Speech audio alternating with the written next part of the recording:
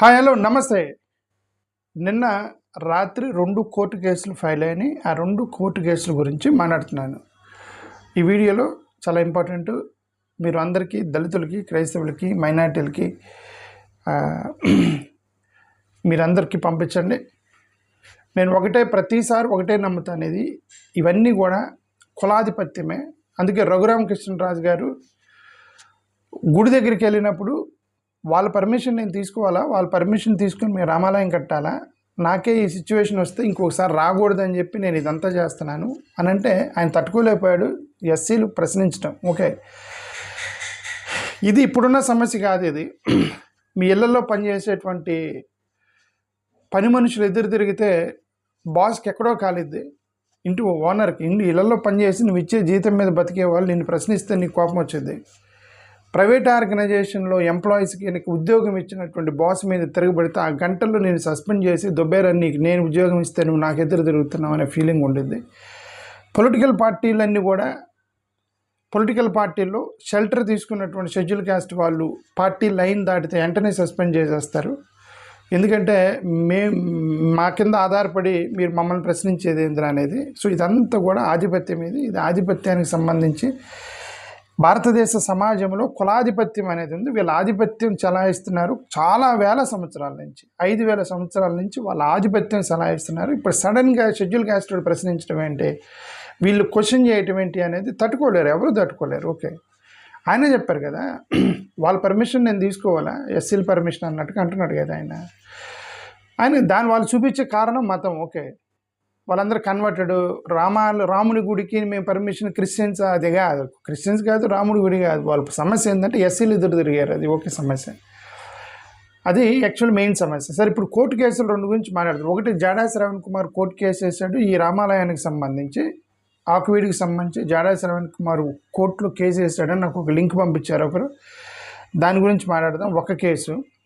రెండోది, అసలు ఈ మొత్తం గొడవ చింతాడ ఆనంద్ వేసినటువంటి కేసు, SC/ST కేసు ఏదైతుందో అక్కడ కదా గొడవ మొదలైంది. యాక్చువల్గా దీని అందరికి సంబంధించి ఆ చింతాడ ఆనంద్ కేసు మళ్ళీ రివ్యూ పిటిషన్ వేసాడు జాషువా చెగూడి అనేటువంటి ఒక అడ్వకేట్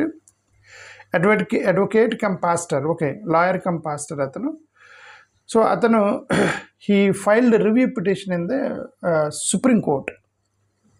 ఓకే, సో మనం జస్ట్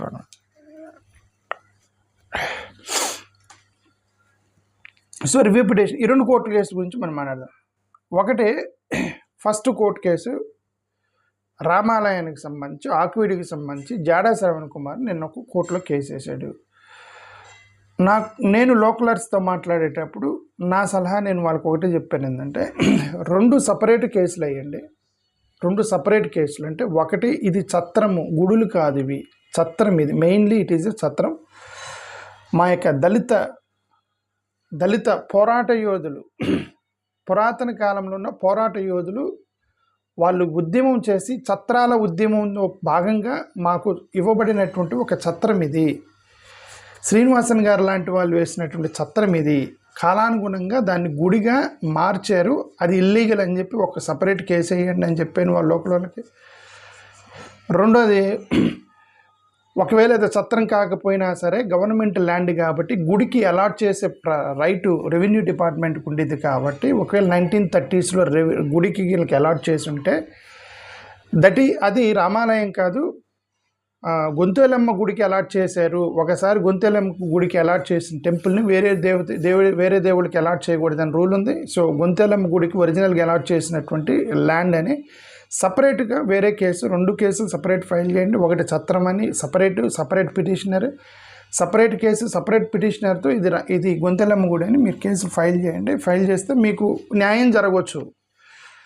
ఓకే, ఎందుకు ఈ గొడవంతా అంటే, అది లేదు గొడవంతా ఏంటి, కట్టుకోలేండి, మాకేం ప్రాబ్లం లేదు, రామాలయం అంటే వదిలేయండి అని చెప్పాను నేను వాళ్ళకు. ఓకే, లేదు మా ఆత్మాభిమానం దెబ్బతిన్నారు, అదే ఆయన చెప్తున్నాడు, వీళ్ళేంటి మనల్ని ప్రశ్నించడం ఏంటి అని అడుగుతున్నారు కాబట్టి ఇది మా ఆత్మాభిమానం,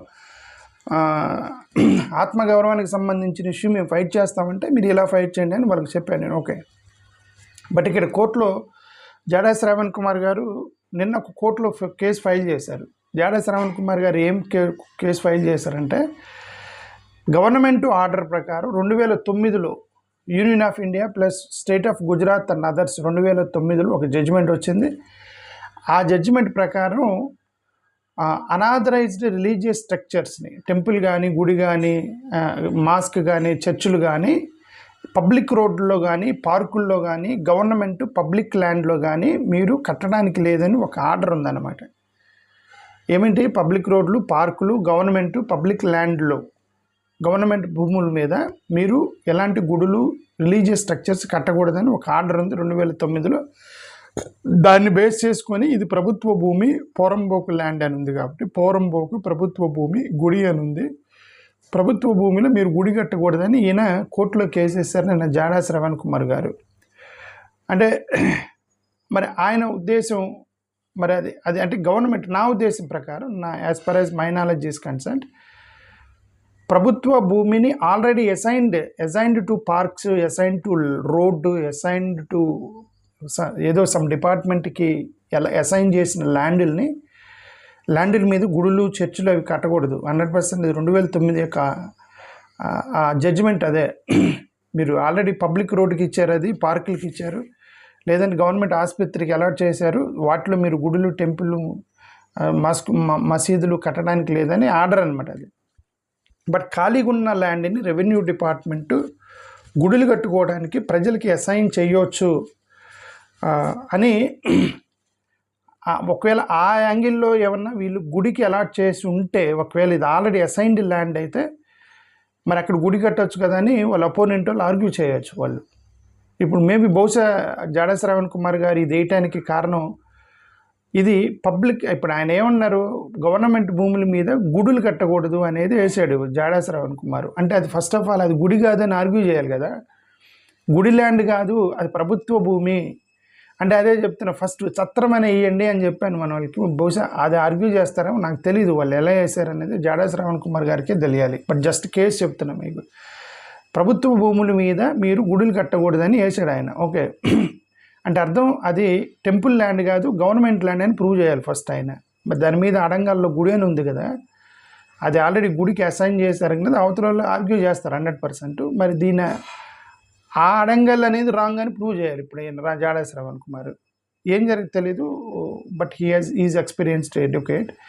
అతని ప్లాన్ ఏంటో తెలియదు. కొంతమంది అడ్వకేట్లు దఫాలుగా వెళ్తారు, దఫాలుగా వెళ్ళి డిలే చేస్తూ ఉంటారు. But we don't know what is the intention of the lawyer. Okay, Jada Shravan Kumar knows about the case. So అల్టిమేట్గా నేను చెప్పేది ఏంటంటే, ఈయన కోర్టులో కేసు వేసాడు జాడా శ్రవణ్ నిన్న. ఏమని? 2009లో ఇచ్చినటువంటి కోర్టు ఆర్డర్ ప్రకారం ప్రభుత్వ భూముల్లో గుడులు కట్టకూడదు. సో ఇది ప్రభుత్వ భూమి. వీళ్ళు కౌన్సిల్లో నిర్ణయం తీసుకున్నారు. నేను ఓటింగ్ వేశారు కదా కౌన్సిల్లో, అంటే పార్టీ లేదు బొక్క లేదని చెప్పేసి ఓట్లు వేశారు కదా. అంటే నేను ఎందుకు పార్టీ లేదు బొక్క లేదని చెప్పేది ఫేమస్ డైలాగ్ ఇది, పార్టీ లేదు బొక్క లేదని.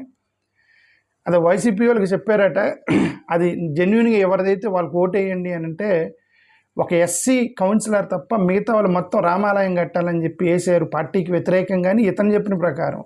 ఒకవేళ పార్టీ వీళ్ళకొకటి చెప్పి వాళ్ళకొకటి కనుగొట్టారో నాకైతే తెలియదు. ఓకే, బట్ ఇతను చెప్పిన ప్రకారం అది జనరల్గా ఎస్సీలది అయితే ఎస్సీలకి ఇవ్వండి, రామాలయం అయితే రామాలయంకి వెళ్ళండి, ఏమంటారు గొంతెల్లమ్మది అయితే గొంతెల్లమ్మకి ఇవ్వండి అని వైసీపీ వాళ్ళు చెప్పారు అని ఇతను చెప్పిన ప్రకారం. ఒకవేళ చెప్తే మరి వైసీపీ వాళ్ళందరూ వెళ్ళి వ్యతిరేకంగా, దళితులకు వ్యతిరేకంగా ఓటేశారు కదా.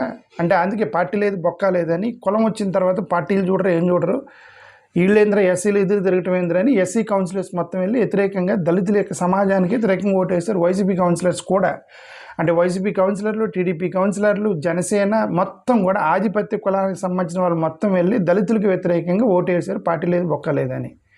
మీ పార్టీలు చెప్పినా మేము వినం, ఈ షెడ్యూల్ క్యాస్ట్ లేదు మాకు వ్యతిరేకం తిరగటం ఏందని ఓట్లేసి ఎక్కడ కడతామని వెళ్తున్నారు అంతే.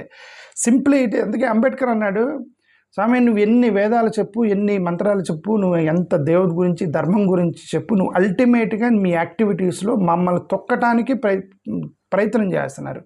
అది నువ్వు ఏదైనా చెప్పు అనేది, నువ్వు గుడి పేరు చెప్పి మాతో ఆర్గ్యూ చేయి, లేదంటే ధర్మం పేరు చెప్పి ఆర్గ్యూ చేయి. నీ యొక్క ధర్మంలో నీ గుడి చెప్పేటువంటి ఇంట్రాక్షన్లో సప్రెస్ పడుతుంది ఎవరు, అణచబడుతుంది ఎవరు అంటే ఇదిగో వీళ్ళు. ఏదైనా సరే ఇది మా ధర్మము అని చెప్పేసి ఎస్సీలు కనుక ఎక్కడన్నా బ్రాహ్మణులు దొక్కినట్టు కానీ, రెడ్డులు దొక్కినట్టు కానీ, కమ్మలు దొక్కినట్టు కానీ మీ ధర్మంలో ఒక ఇన్సిడెంట్ జరిగిందా? ఇదిగోండి ఇది మా ధర్మం, ఇది మా దళితుల యొక్క ధర్మం, ఇదే మా హిందూ ధర్మం అని చెప్పి మేము తొక్కుతాము అని చెప్పేసి మిమ్మల్ని ఇప్పుడు తొక్కారు వీళ్ళు. మీరు ధర్మం పేరు చెప్పి వీళ్ళనే తొక్కుతూ ఉన్నప్పుడు తరతరాలుగా ఇంకా అది మేము ధర్మం అని మేము అనుకోము, ఇది కులం, ఇదంతా కూడా కుల వ్యవస్థ, కులం మీద ఆధిపత్యం చలాయిస్తున్నారు వీళ్ళు. So that is the case of Meena పేరంటే జాడా శ్రవణ్ కుమార్కి వేసిన కేసు ఇది. ప్రభుత్వ భూముల్లో గుడులు కట్టకూడదని వేసాడు. బహుశా చట్టం అని ప్రూవ్ చేస్తాడేమో నాకు తెలియదు. ఓకే, అతని మైండ్లో ఏముందనేది. రెండో కేసు ఈయన జాషువా చేగూడి. అసలు మొత్తం కథ మొత్తం చక్రం తిప్పింది వీళ్ళు. చింతాడ ఆనంద కేసు. ఈ చింతాడ ఆనంద కేసు ఎస్సీ ఎస్టీ, నేను పాస్టర్ని, నేను ఎస్సీ ఎస్టీ కేసు పెట్టాను, నన్ను తిట్టారు, కులం పెట్టి తిట్టారు అని చెప్పి అతను కోర్టుకు వెళ్ళాడు. కోర్టుకు వెళ్తే 1950 షెడ్యూల్ క్యాస్ట్ ఆర్డర్ ఉంది కదా, 1950 షెడ్యూల్ క్యాస్ట్ ఆర్డర్ ఉంటే మీరు ఎలాగా మీరు ఎస్సీలు అవుతారు, ఎస్సీ ఎస్టీ పెడతానికి లేదని ఒక జడ్జిమెంట్ ఇచ్చి కావాలని ఫస్ట్ ప్రవీణ్ చనిపోయిన రోజు కావాలని దాన్ని దేశవ్యాప్తంగా హైలైట్ చేసి, దేశవ్యాప్తంగా హైలైట్ చేయాలి. ఫస్ట్ ఆంధ్రప్రదేశ్ యొక్క టీవీ ఛానల్ హైలైట్ అయింది, అది ఫస్ట్ తెలుగు ఛానల్లో హైలైట్ చేసి తర్వాత దాన్ని నెక్స్ట్ డేకి నేషనల్ ఛానల్లోకి తీసుకెళ్ళి ఒక ప్లాన్డ్గా, ఎగ్జిక్యూటివ్గా, చాలా ప్లాన్డ్గా, స్ట్రాటజిక్గా దాన్ని హైలైట్ చేశారు. ఒక చిన్న కేసుని, పెట్టి కేసుని. ఓకే, ఏది within the purview of the 1950 schedule caste order వేసిన కేసుని అది. ఇప్పుడు దాంట్లో ఈ జాషువా డానియల్ చెగూడి అనేటువంటి advocate, arc bishop come advocate, lawyer, ఇతను కూడా ఇతను ఏం ఆర్గ్యూ చేశాడంటే, నా సంతకం ఎవరో ఫోర్జరీ చేసి నేను రివ్యూ పిటిషన్ వేయకుండానే రివ్యూ పిటిషన్ వేసినట్టుగా కొంతమంది జడ్జిలు కలిసి ఆర్గ్యుమెంట్ చేసి, జడ్జిలు కలిసి కాన్స్పిరసీ చేసి ఆ కేసుని బయటికి తీసుకొచ్చి కరెక్ట్గా ప్రవీణ్ చనిపోయిన రోజు వదిలేరు అని అతను ఒక వీడియో రిలీజ్ చేశాడు. అప్పుడు దానికి సంబంధించి ఇతను రివ్యూ పిటిషన్ వేసాడు నిన్న. ఏమని, జడ్జిలు కుట్ర చేశారు అని చెప్పి నిన్న రివ్యూ పిటిషన్ వేశాడు. ఇది ఇతని యాక్చువల్గా ఇతని కంప్లైంట్ ఏంటో చూస్తున్నా. ఇప్పుడు ఇతను వేసినటువంటి మెయిన్ ఎలిగేషన్ ఏంటంటే, కంప్లైంట్ మెయిన్ ఎలిగేషన్ ఏంటంటే, నువ్వు ఇచ్చిన జడ్జిమెంట్ ఏదైతే ఉందో అది ఇన్వాలిడ్, బయస్డ్, అన్కాన్స్టిట్యూషనల్ జడ్జిమెంట్ ఇచ్చావు అని చెప్పి ఇతను రివ్యూ పిటిషన్కి వెళ్ళాడు. అది అన్నప్పుడు నువ్వు ఏదో ప్రూవ్ చేయాలి కదా, కొన్ని ఆర్గ్యుమెంట్స్ అయితే చేయాలి కదా, ఎందుకు ఇది అన్బయస్డ్, ఎందుకు అన్కాన్స్టిట్యూషనల్ అంటావని.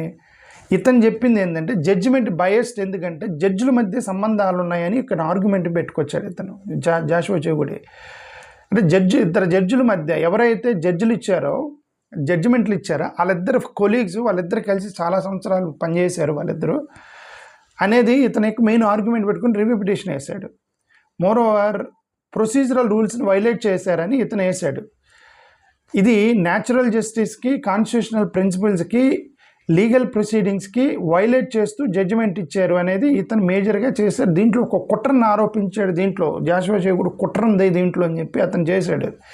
ఏంది అతను కుట్ర అనేది నేను సుప్రీంకోర్టులో వేసింది, ఇతను judicial conspiracy network involving manipulating the justice అని ఒక కుట్ర కాన్స్పిరసీని కోర్టులో వేసాడు ఇతను. అంటే ఏంటి, retired judge, senior advocate, retired judge, senior advocate, అక్కడ సిట్టింగ్ జడ్జి, వీళ్ళిద్దరు కూడా కొన్ని సంవత్సరాలుగా కలిసి కొలీగ్స్గా పనిచేశారు. 200 జడ్జిమెంట్స్ ఇద్దరు కలిసి జడ్జిమెంట్లు ఇచ్చారు. ఇద్దరు కలిసి 200 జడ్జిమెంట్లు దాకా ఇచ్చారు. వాళ్ళిద్దరికి బాగా సంబంధం ఉంది. ఆ సంబంధం ఉన్నటువంటి వాళ్ళు ఒకరు లాయర్గా, ఒకరు జడ్జిగా తయారయ్యి ఇద్దరు కూడా జడ్జిమెంట్ కావాలని ఆ యొక్క నేను రివ్యూ పిటిషన్ వేయకుండానే ఎవరో నా సంతకం ఫోర్జరీ చేసి జడ్జిమెంట్ ఇచ్చారు. మా కేసు ఎప్పుడూ డిస్మిస్ అయింది. డిస్మిస్ అయిన కేసుని మళ్ళా ఎలాగ మీరు తీసుకొచ్చి దాన్ని జడ్జిమెంట్ ఇచ్చారు అంటే ఇదంతా కూడా ప్లాన్డ్గా జరిగిందని నిన్న సుప్రీంకోర్టులో పిటిషన్ ఫైల్ చేశాడు ఇతను, జాషువా చెగూడి అనేటువంటి వ్యక్తి. స్ట్రాంగ్ నెట్వర్క్, ఇలా మధ్య స్ట్రాంగ్ నెట్వర్క్ ఉంది. సీనియర్ కౌన్సిల్ అనేది master mind behind strong network అని చెప్పి ఒక ఎలిగేషన్ చేశాడు ఇతను పిటిషన్లో.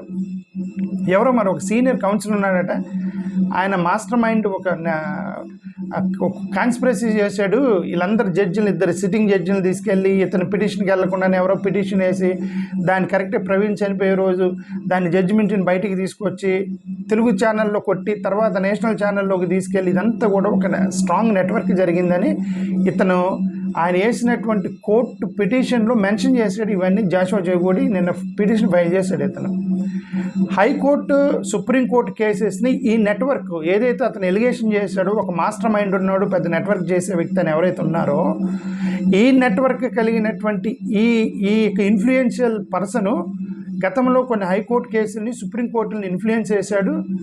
అది ఇండిపెండెంట్ జడ్జిమెంట్ కాదు, ఇన్ఫ్లుయెన్స్డ్ చేయబడినటువంటి జడ్జిమెంటు అని చెప్పి ఇతను ఎలిగేషన్ చేశాడు పిటిషన్లో. బెంచ్ మ్యానిపులేషన్ చేశారని ఒక ఎలిగేషన్ చేశాడు. ఎవరైతే కేసు విన్నారో, ఎవరైతే జడ్జిమెంట్ ఇచ్చారో ఇద్దరు ఒక బెంచ్ కాదని చెప్పి ఎలిగేషన్ చేశాడు. ఇతను ఏమంటాడు, ప్రశాంత్ కుమార్ మిశ్రా అనేటువంటి ఒక జస్టిస్ ప్రశాంత్ కుమార్ మిశ్రా, జస్టిస్ మన్మోహన్ అనే వీళ్ళిద్దరు యాక్చువల్గా కేసు విన్నారు.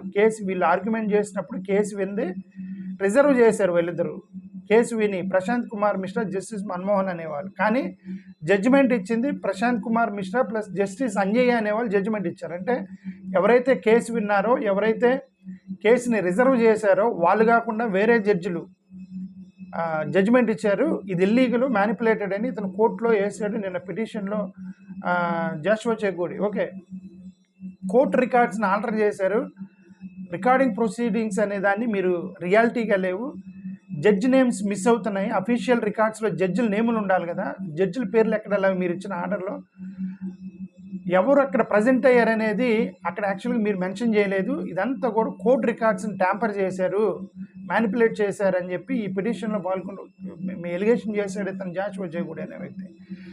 ఓకే, ఫెయిర్ హియరింగ్ కాదు ఇది.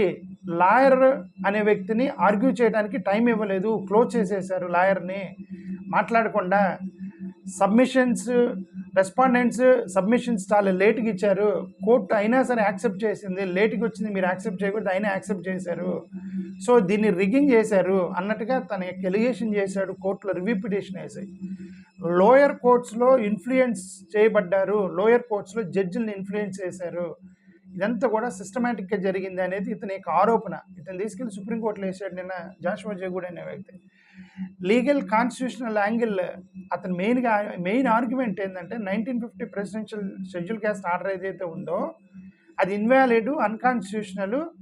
అది ఎస్సీస్కి కన్వర్షన్ తర్వాత షెడ్యూల్ క్యాస్ట్ మీరు ఎందుకు డెనీ చేయాలనేది నేను కోర్టులో కేసేస్తే, వీటన్నిటిని కూడా మీరు మ్యానిపులేట్ చేస్తూ మీరు జడ్జిమెంట్ ఇచ్చి దాన్ని కావాలని నేషనల్ వ్యాప్తంగా మీడియా ఛానల్స్ వాడి మొత్తాన్ని కూడా మీరు మీడియా ఛానల్స్లో తిప్పారు అనేది ఇతని యొక్క మెయిన్ బిలీఫ్ అని నేను అనుకుంటున్నా. ఇది చదివిన తర్వాత, కేసు మొత్తం చదివిన తర్వాత.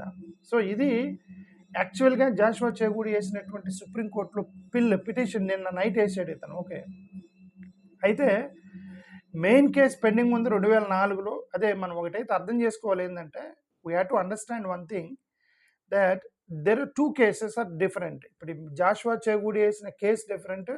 అసలు మెయిన్ కేసు 2004 నుంచి పెండింగ్లో ఉన్న కేసు ఉంది కదా, 1950 షెడ్యూల్ క్యాస్ట్ పారా 3 వ్యాలిడిటీ మీద. ఆ రెండు వేరు కేసులు. ఈ 2004 నుంచి ఇప్పటికి 21 సంవత్సరాలు, 22 సంవత్సరాలు పెండింగ్ ఉన్నటువంటి ఆ కేసు ఏదైతే ఉందో, వాళ్ళు 1950 షెడ్యూల్ క్యాస్ట్ ఆర్డర్ పారా 3ని ఛాలెంజ్ చేశారు. దళిత క్రైస్తవులు, దళిత ముస్లిమ్స్కి రిజర్వేషన్స్ని డీలింగ్ చేయటం అనేది ఇల్లీగల్ అని చెప్పేసి కాన్స్టిట్యూషనల్ ఛాలెంజ్ అనమాట. ఏది మెయిన్ కేసు అయితే కాన్స్టిట్యూషనల్ ఛాలెంజ్ అంటే నువ్వు రాజ్యాంగంలో యాడ్ చేసినటువంటి ఆ పారా 3 అనేది రాంగ్ అని చెప్పి వాళ్ళు ఆర్గ్యుమెంట్ చేశారు. ఇప్పుడు ఇతను కేసు వేసింది ఏంటంటే సబ్ కేసు వేసాడు. మరి పైన మెయిన్ కేసు పెండింగ్ ఉంది కదా, మరి ఈ కేసు ఎందుకు ఆర్గ్యూ చేస్తున్నారంటే అట్లా చేయొచ్చు. ఎందుకంటే చిన్న పెట్టి కేసుగా తీసుకొని వాళ్ళు అడ్వకేట్స్, లాయర్లు వాళ్ళ యొక్క జడ్జిమెంట్ ఇవ్వచ్చు. But this will not effect the main case ఏది ఉందో దాన్ని ఎఫెక్ట్ చేయదు. ఒకవేళ ఇది దానికి లింక్ అయ్యి వాళ్ళని నమ్మితే వీళ్ళు ఏం చేస్తారు, దీన్ని తీసుకెళ్ళి దాన్ని అటాచ్ చేస్తారు. ఈ కేసుని తీసుకెళ్ళి మెయిన్ కేసుకి అటాచ్ చేస్తారు. ఇది కాన్స్టిట్యూషనల్ సంబంధించిన కేసు, ఇది ఆల్రెడీ పెండింగ్లో ఉంది 21 years అని. ఈ కేసుని తీసుకెళ్ళి దానికి ఎఫిలియేట్ చేయటం కానీ అటాచ్మెంట్ చేయటం కానీ చేస్తారు కోర్టులు జనరల్గా.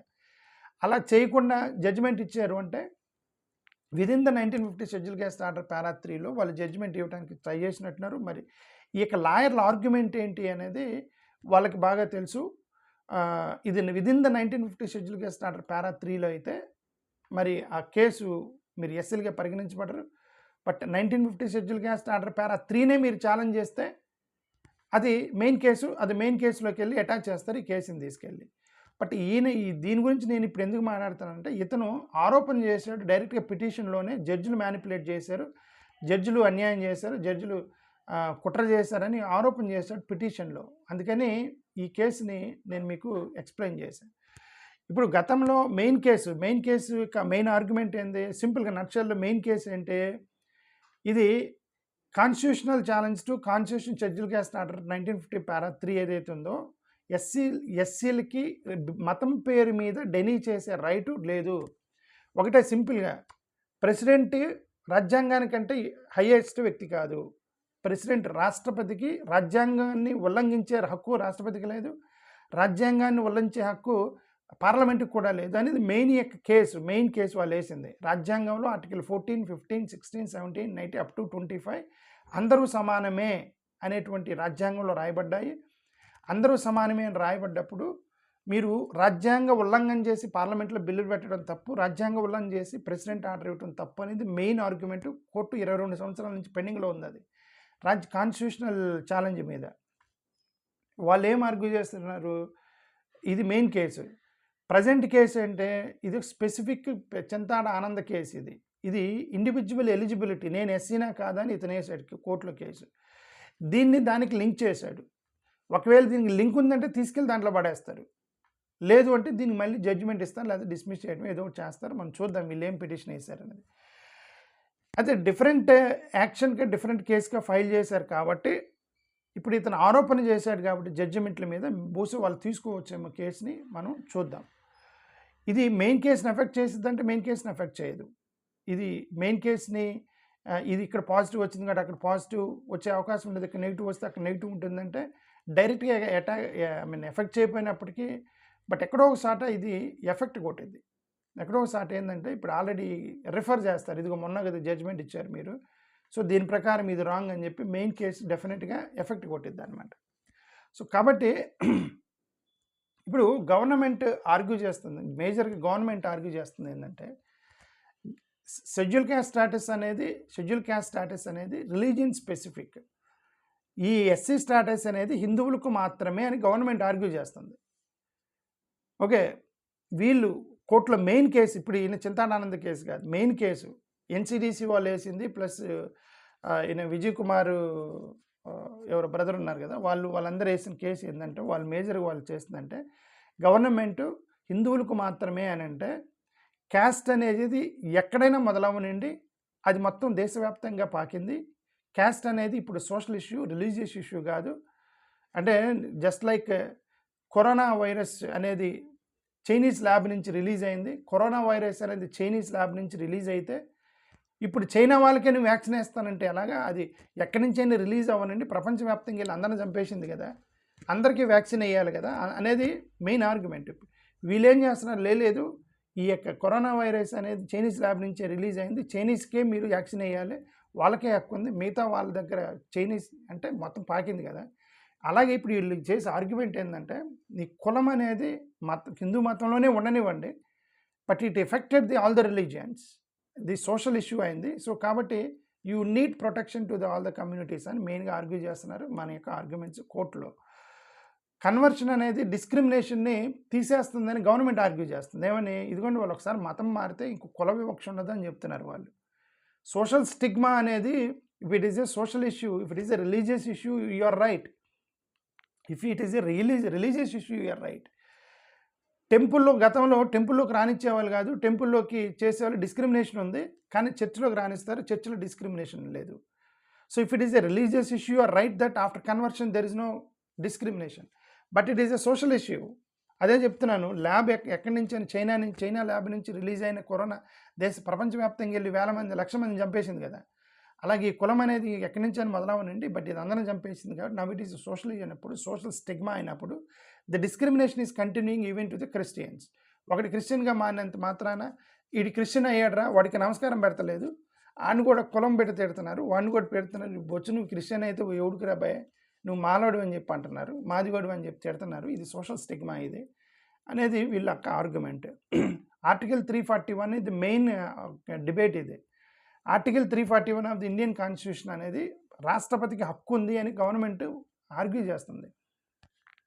మనోళ్ళు ఏం ఆర్గ్యూ చేస్తున్నారంటే ఆర్టికల్ 341 అనేది రాష్ట్రపతికి హక్కు ఉంది, కానీ రాజ్యాంగ ఉల్లంఘన చేసి కాదు. రాష్ట్రపతికి రాజ్యాంగాన్ని దాటే హక్కు లేదు. రాష్ట్రపతికి నువ్వు ఏదైనా చేయి, రాష్ట్రపతి కానీ పార్లమెంట్ కానీ ఎవడైనా చేయనండి. పార్లమెంట్లో నువ్వు బిల్లు పెట్టు, నువ్వు రాజ్యాంగానికి అనుకూలంగా బిల్లు పెట్టాలి. నువ్వు ఇప్పుడిప్పుడుగా రాజ్యాంగ ఉల్లంఘన చేసి పెట్టకూడదు. ఆర్టికల్ 14 అందరూ సమానం ఉంది, ఆర్టికల్ 15 వివక్ష చూపించకూడదని ఉంది, ఆర్టికల్ 17 అన్టచబిలిటీ ఉండకూడదని, ఆర్టికల్ 16 ఈక్వల్ ఆపర్చునిటీ ఉంది, ఆర్టికల్ 19 అందరికీ ఫ్రీడమ్ ఆఫ్ స్పీచ్ ఉంది, ఆర్టికల్ 21 పర్సనల్ లిబర్టీ ఉంది, ఆర్టికల్ 20 వీళ్ళన్నీ రాజ్యాంగ ఉల్లంఘన చేసి రాష్ట్రపతికి హక్కు ఎవరు ఇచ్చారు? రాష్ట్రపతికి. పార్లమెంట్కి రాష్ట్రపతికి హక్కు ఎవరు ఇచ్చారు? పార్లమెంట్. కానీ వీళ్ళు ఆర్గ్యూ చేస్తున్నారు కోర్టులో. ఇక వీళ్ళంతా విదిన్ ద కాన్స్టిట్యూషన్ నువ్వు ఏదైనా చేయి, కాన్స్టిట్యూషన్ ఉల్లంఘన చేసి నువ్వు చేయకూడదు. ఎవడేమన్నాడు ఆర్టికల్ పారా 3 అని చెప్పి వీళ్ళు కోర్టులో ఆర్గ్యూ చేసి 22 సంవత్సరాల నుంచి పెండింగ్లో ఉంది అది. ఓకే, పార్లమెంట్ ఆల్రెడీ వీళ్ళు ఏం చేస్తున్నారు, గవర్నమెంట్ ఏం ఆర్గ్యూ చేస్తుందంటే మేము ఆల్రెడీ సిక్కులకి బుద్ధిస్టులకి ఇచ్చినప్పుడు పార్లమెంట్లో చర్చ జరిగిందంటే once we have taken already decision అని అర్థం. ఒకసారి డెసిషన్ తీసుకున్నాం కాబట్టి క్రిస్టియన్స్కి ముస్లిమ్స్కి ఇవ్వకూడదని డెసిషన్ తీసుకున్నాం కాబట్టి అది ఆల్రెడీ పార్లమెంట్ డిసైడ్ అయినట్టు, పార్లమెంట్ డెసిషన్ మీరు రెస్పెక్ట్ చేయాలని కోర్టుకి చెప్పారు వీళ్ళు గవర్నమెంట్ వాళ్ళు. పార్లమెంట్ కూడా రాష్ట్రపతి ఎలాగైతే రాజ్యాంగాన్ని ఉల్లంఘన చేయకూడదో, పార్లమెంట్ కూడా నువ్వు రాజ్యాంగాన్ని ఉల్లంఘన చేయకూడదు. నువ్వు రాజ్యాంగం అనేది అల్టిమేట్, రాజ్యాంగం అనేది కాన్స్టిట్యూషన్ అనేది అల్టిమేట్. ఆ కాన్స్టిట్యూషన్లో నిలబడి మీరు చట్టాలు చేయాలి, నిలబడి కాన్స్టిట్యూషనల్ యొక్క పరివిలో ఉండి మీరు యొక్క ప్రెసిడెన్షియల్ ఆర్డర్లు ఇవ్వాలి.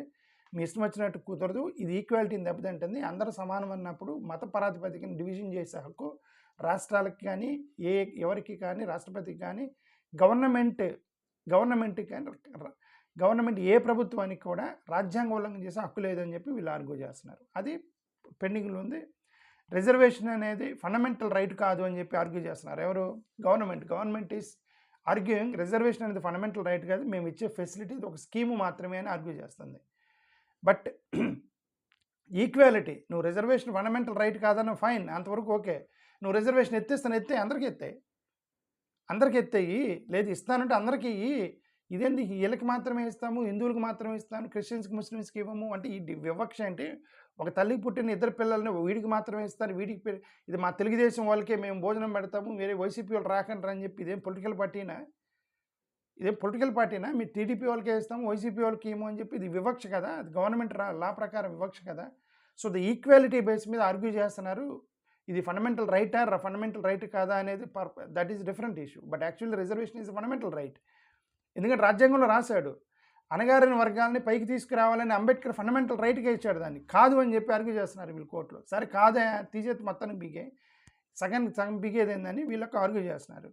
ఇంక్లూజన్ అనేది ఇక్కడ ఎగ్జిస్టింగ్ వాళ్ళకి అన్యాయం జరిగింది, వేరే వాడికి నువ్వు అన్యాయం చేసి వీడి అన్యాయం గురించి మాట్లాడతావు ఏందని వీళ్ళు ఆర్గ్యూ చేస్తున్నారు. ఓకే, వాళ్ళు ఏమన్నారు, ఒక ఇంట్లో అన్నదమ్ములు 2 పిల్లలు ఉన్నారు, ఒక పిల్లలు నువ్వు బయటకు పంపించేసినావు, వాడికి అన్యాయంగా వాడికి బయటకు పంపించేసినావు, వాడి కొడుకే ఒక తండ్రికి 2 పిల్లలు ఉన్నారు, వాడిని బయటకు పంపించావు. వాడు ఎందుకంటే వాడు చర్చికి పోతున్నాడని బయటకు పంపించినావు. వీడు ఇంట్లో ఉన్నవాడు హిందువే. ఇప్పుడు వాడు మా నాన్న యొక్క ఆస్తులు నా హక్కు ఉండాలి కదా అంటే, నువ్వు క్రిస్టియన్స్కి హక్కు లేదని నువ్వు చట్టం చేసినావు. ఇదేంటి స్వామి, తండ్రి ఆస్తి అది క్రిస్టియన్ అయిన హిందువు అయిన పిల్లలకి హక్కు ఈక్వల్ ఉంటాయి కదా, లేదు క్రిస్టియన్స్కి హక్కు, హిందువులకు మాత్రమే హక్కు అని గతంలో పెట్టారు కదా. హిందువులకు మాత్రమే హక్కు, ఓకే. ప్రాపర్టీ రైట్స్ అంటే హిందువులు కాదులేండి, శూద్రులకు ప్రాపర్టీ రైట్స్ లేవన్నమాట. వీళ్ళు ఎప్పుడు లేదు చట్టం అంటారు కదా, ఇదే చట్టం అంటారంటే వీళ్ళు చట్టాలు చేసి రాంగ్ చట్టాలు చేసి చట్టం అనకూడదు.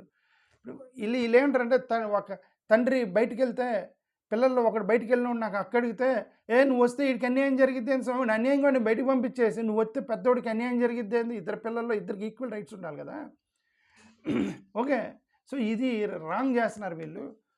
వాళ్ళు ఏమన్నారు, గవర్నమెంట్ ఇంకొక ఆర్గ్యూ చేస్తుంది ఏంటంటే, మీరు కావాలంటే వాళ్ళకి నిజంగా వివక్ష జరిగిందంటే మీరు ఓబీసీ కేటగిరీలు ఇచ్చి సపరేట్ రిజర్వేషన్స్ ఇచ్చుకోండి అంటున్నారు వాళ్ళు. గవర్నమెంట్ సపరేట్ రిజర్వేషన్స్ ఇవ్వండి అంటే మరి 50% క్యాప్ ఎందుకు పెట్టావు? నువ్వు సపరేట్ రిజర్వేషన్స్ ఇవ్వాలంటే సపరేట్ రిజర్వేషన్ ఇవ్వు, 50% క్యాప్ ఎందుకు పెట్టావు? ఇప్పుడు ఎంతమంది ఉన్నారు? ఓకే, వీళ్ళందరూ కన్వర్ట్ అవుతారు. ఎస్సీలు మొత్తం కన్వర్ట్ అయిపోయి బీసీసీగా కన్వర్ట్ అవుతారు ఆంధ్రప్రదేశ్లో. 25% బీసీసీ పాపులేషన్ అయితే 25% బీసీసీ పాపులేషన్ అయినప్పుడు అప్పుడు 25% రిజర్వేషన్ ఇస్తావా బీసీసీలకి? కన్వర్ట్ అవుతారు అందరూ పోయి. బీసీసీలకి 25% ఇస్తాం ఎవరు 1% దగ్గర లాక్ చేసి 50% క్యాప్ చేసి మీరు కావాలంటే సపరేట్గా ఇవన్నీ కూడా ఇల్లీగల్గా జరుగుతున్నాయి అని చెప్పి వీళ్ళు ఆర్గ్యూ చేస్తున్నారు. ఓకే, సో స్ట్రాంగ్ డేటా లేదు మా దగ్గర, ఎప్పటి నుంచో కన్వర్షన్ జరుగుతున్నాయి, వాళ్ళ డేటా మా దగ్గర లేదని చెప్పి వీళ్ళు ఆర్గ్యూ చేస్తున్నారు. ఎవడు కన్వర్టడో ఎవడు మాలనో ఎవడు మాదిగో తెలీదు, అందరూ ఇండియన్ క్రిస్టియన్ అని రాసుకున్నారు. ఎవడు ఇండియన్ క్రిస్టియనో తెలియదు, ఎవడేందో తెలియదు మాకు అని చెప్పి వీళ్ళు ఆర్గ్యూ చేస్తున్నారు కోర్టుల్లో. ఎవరు? గవర్నమెంట్ ఆర్గ్యూ చేస్తుంది. అంటే గవర్నమెంట్ డేటా లేదని చెప్పేసి నువ్వు బెనిఫిషియరీకి అన్యాయం చేస్తావు. పోనీ ఇక్కడి నుంచి డేటా ఉన్న వరకు నువ్వు న్యాయం చేయాలి కదా. ఎప్పుడో డేటా దొరికినప్పుడు నువ్వు తర్వాత ఎత్తుక్కో. నువ్వు నీ బంతిలో కూర్చున్నవాడికి భోజనం పెట్టు. వాడు ఇంకా రాలేదండి, వాడు ఎక్కడున్నాడో మాకు కనబడతలేదంటే వాడు వచ్చినప్పుడు పెట్టు. ముందు ఉన్నవాడికి భోజనం పెట్టాలి కదా నువ్వు. So that's most important. Finally main case article 14, 15, 16, 25 మీద మెయిన్ కేసు ఉంది. ఇది వీళ్ళేసిన చింతాడ ఆనంద్ కేసు వీళ్ళందరూ ఏంటంటే ఒక చిన్న పెట్టి కేసు వేశారు. ఇతను మాకు అన్యాయం జరిగింది, కోర్టులో ఇది చేశారు, కుట్ర చేశారని ఇతను కోర్టులో కేసు వేశాడు. మరి అది ఎంతవరకు లాజికల్ అనేది నాకు తెలియదు. నాకు వచ్చిన డాక్యుమెంట్స్ని బట్టే చెప్తున్నాను. మీరు వాళ్ళతో మాట్లాడాలి. జాషువా డానియల్ అతను ఎందుకు వేసాడు రివ్యూ పిటిషన్ అనేది ఈ నోస్ బెటర్ దాన్ మీ. జాడా శ్రవణ్ కుమార్ ఎందుకు వేస్తే ఈ నోస్ బెటర్ దాన్. ఈ రెండు కేసుల్లో కూడా ఒకటే, అప్రెషను, అప్రెషను, కులదాడి, మార్జినలైజ్డ్ సొసైటీని, బడుగు బలహీన వర్గాలని, వీళ్ళని వాళ్ళు మతం నేను అసలు వినను. వాళ్ళు మతం ధర్మం అన్నా నేను విన్న. ఎందుకంటే ధర్మం అయినప్పుడు మాకు న్యాయం జరిగిన రోజు నీ ధర్మాన్ని నేను నమ్ముతాను. నువ్వు ధర్మం చెప్పిన ప్రతిసారి కూడా ఇది అక్కడ మాలలను తొక్కుతున్నారు, మాలల్ని వాళ్ళ యొక్క ఆత్మగౌరవాన్ని దెబ్బతీస్తున్నారు. ఇక్కడేమో మాలా మాదిగల రిజర్వేషన్ పీకేసేవాళ్ళు వాళ్ళు కడుపు కొడుతున్నారు. ఇంక మీరు ఒక పక్కన ఇంత అన్యాయం చేస్తూ ధర్మం గురించి అంటున్నారంటే వీళ్ళేదో కావాలని ధర్మం చెప్తున్నారు, కానీ యాక్చువల్గా ధర్మం కాదని నాకు అనిపిస్తుంది. అందుకే నేను పట్టించుకున్నవి ఈ యొక్క కులాధిపత్యము, dominant oppression on the lower marginalised societies, పేద బడుగు బలహీన అణగారిన వర్గాలను తొక్కటం దయచేసి ఆపండి. థ్యాంక్ యూ, నమస్కారం.